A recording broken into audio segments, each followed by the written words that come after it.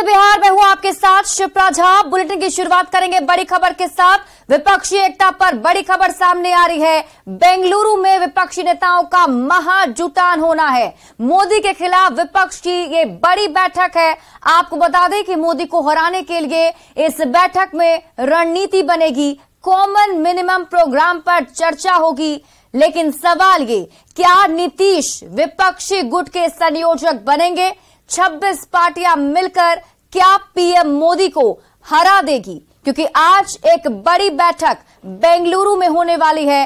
मोदी के खिलाफ ये महाजुटान है, जहां विपक्ष के सभी नेता एक साथ मौजूद होंगे।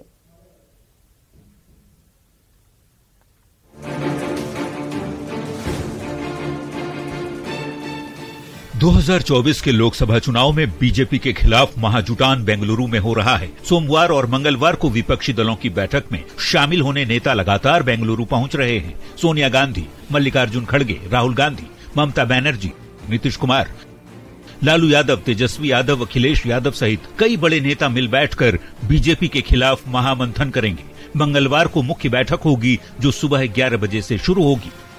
कांग्रेस अध्यक्ष मल्लिकार्जुन खड़गे की अध्यक्षता में होने वाली बैठक का मुख्य एजेंडा होगा 2024 के चुनाव के लिए कॉमन मिनिमम प्रोग्राम तैयार करना, 10 साल बाद सत्ता में वापसी की रणनीति बनाना, सीट शेयरिंग पर तालमेल को लेकर मंथन करना, राज्यों के आधार पर सीटों को साझा करने पर फॉर्मूला बनाना और गठबंधन के लिए नाम का सुझाव देना। और सब तय हो गया है, घोषणा करना बाकी है। कहां से कौन लड़ेगा, कितनी सीटों पर कौन लड़ेगा, ये हमारे शीर्ष नेतृत्व तय करके, और बीजेपी भगाओ देश बचाओ का नारा लग चुका है। विपक्षी दलों की बैठक में शामिल होने के लिए बेंगलुरु पहुंचे समाजवादी पार्टी के मुखिया अखिलेश यादव ने दावा किया है कि इस बार देश की 2/3 जनता बीजेपी को हराएगी, जबकि बीजेपी इस बैठक का कोई मतलब नहीं मानते हुए नीतीश कुमार पर तंज कस रही है। भाजपा को 2/3 जनता हराने जा रही है। 2/3 यहाँ पर हैं। मुझे उम्मीद है कि देश की जनता इस बार भारतीय जनता पार्टी को बुरी तरह हरा करके भेजेगी। तो नीतीश जी जाके क्या करेंगे भाई?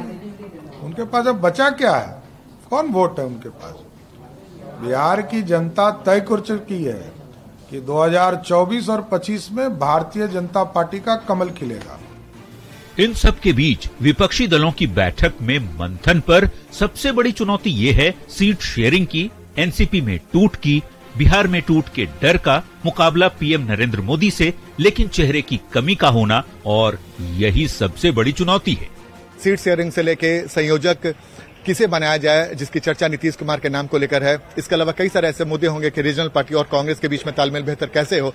इन तमाम मुद्दों पर चर्चा होगी। तो सारी निगाहें टिकी हुई है बेंगलोर में। बता दें, इससे पहले 23 जून को पटना में विपक्षी दलों की पहली बैठक हुई थी, और अब सभी की निगाहें मंगलवार को बेंगलुरु में होने वाली विपक्षी दलों की दूसरी मैराथन मीटिंग पर होगी। क्या नीतीश कुमार को विपक्षी दलों का संयोजक बनाया जाएगा? इस फैसले का भी सभी को इंतजार रहेगा। न्यूज़ 18 के लिए पटना से आनंद अमृतराज के साथ ब्यूरो रिपोर्ट। बेंगलुरु में विपक्षी दलों की बैठक तो शुरू हो गई है, लेकिन सवाल है कि क्या बैठक से जीत का फॉर्मूला निकलेगा, खासकर बिहार में।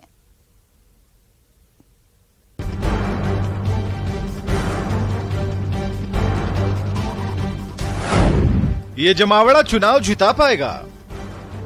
जिस दिन नीतीश कुमार ने विपक्षी एकता की बुनियाद डाली, उसी दिन से ये सवाल देश के सियासी गलियारे में हिलोरे मार रहा है।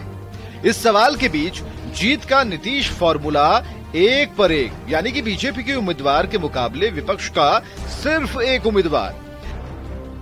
इस प्लान को समझने के लिए पहले 2014 और 2019 के लोकसभा चुनाव को समझते हैं। 2014 में जैसे ही नरेंद्र मोदी बीजेपी की तरफ से पीएम पद के उम्मीदवार बने, नीतीश कुमार ने एनडीए से नाता तोड़ दिया। 2014 में आरजेडी और कांग्रेस एक साथ मिलकर लड़े थे, जबकि जेडीयू अलग लड़ी। तब बिहार में बीजेपी के साथ रामविलास पासवान की लोक जनशक्ति पार्टी और उपेंद्र कुशवाहा की रालोसपा थी। इस गठबंधन को 40 में से 31 सीटें मिली, जबकि वोट का जो शेयर है वो 39.5% था। वहीं कांग्रेस 12 सीटों पर लड़ी थी और उसे 2 पर जीत मिली, जबकि आरजेडी के 4 सांसद जीते थे, जबकि वो 27 सीटों पर चुनाव लड़ी थी। नीतीश कुमार की पार्टी जेडीयू ने 38 सीटों पर प्रत्याशी उतारे थे, लेकिन सिर्फ 2 प्रत्याशी जीत पाए। आज की तारीख में बस इतना बदलाव हुआ है कि आरजेडी और कांग्रेस के साथ नीतीश कुमार और लेफ्ट की पार्टियां जुड़ गई हैं। बात 2019 के लोकसभा चुनाव की करें तो नीतीश बीजेपी के साथ आते हैं और एनडीए 40 में से 39 सीटें जीत लेती है। वोट प्रतिशत एनडीए का बढ़कर 54.4% हो जाता है, जबकि महागठबंधन का वोट प्रतिशत मात्र 23.6% रह जाता है। यानी एनडीए का 2014 से वोट 14.9% बढ़ जाता है। ये उछाल नीतीश कुमार के साथ आने की वजह से मिला था। 2014 में सीटों के मामले में बीजेपी के जीतने की मुख्य वजह विपक्ष का एकजुट नहीं होना था और यही वजह थी कि एनडीए को 31 सीटें मिली थी। लेकिन आज की तारीख में अगर आरजेडी, जेडीयू, कांग्रेस और लेफ्ट पार्टियां सिर्फ एक उम्मीदवार उतारती हैं, तो बीजेपी के लिए मुश्किल होगी। इसकी वजह इन पार्टियों की कुल वोट शेयरिंग है। 2014 के चुनाव में आरजेडी को 20.5%, कांग्रेस को 8.6%, लेफ्ट पार्टियों को 2.8% और जेडीयू को 16% वोट मिले थे। इनका कुल वोट 47.9% होता है। वहीं बीजेपी, एलजेपी और उपेंद्र कुशवाहा की पार्टी का कुल वोट शेयर 39.5% था, यानी कि संयुक्त विपक्ष के मुकाबले 8.4% कम वोट। माना जाता है कि बिहार में नीतीश कुमार 16% वोट की गारंटी हैं और जिधर वो जाते हैं उतना वोट शिफ्ट करा देते हैं, जो जीत की गारंटी बन जाती है। अब सवाल है कि नीतीश के जाने के बाद बीजेपी कैसे इस वोट को मैनेज करेगी और बीजेपी का प्लान क्या है।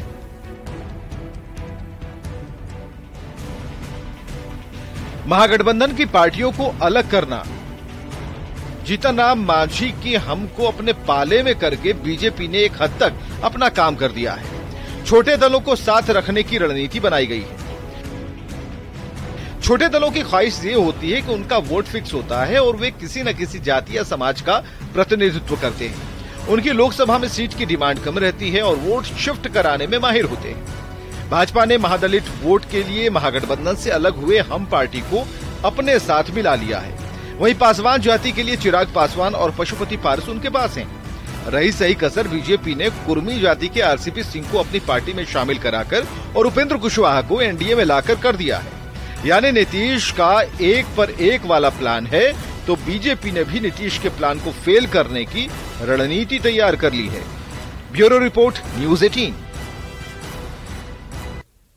वहीं बीजेपी नेता आरसीपी सिंह ने विपक्षी महाजुटान पर हमला बोला है और इसे डिमोरलाइज्ड नेताओं का महाजुटान बताया है।